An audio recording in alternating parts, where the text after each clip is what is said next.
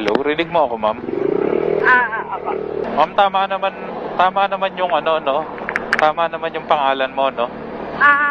Yes. Nabasa mo yung note ko, kuya? Oo, ma'am. Saan tayo? Ikaw, ma'am, saan ba pwede? Naiya ka ba, kuya? Ha?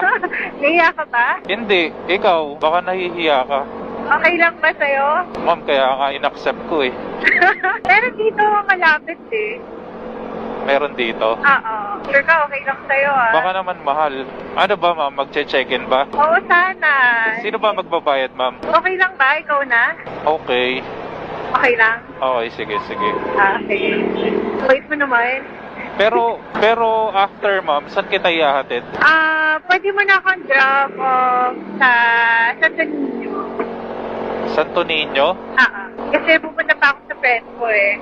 Santo Niño may kawayan, ma'am? Oo, doon kasi ako makikitulog ngayon. Okay. Ilang oras pala yan? Ikaw, baka mahal na kasi pagka mahabang oras, so feeling ko kahit mga 3 hours lang tayo. 3 hours? Or kahit less siguro. Kasi ma'am, nabasa ko, yung nakalagay is 1K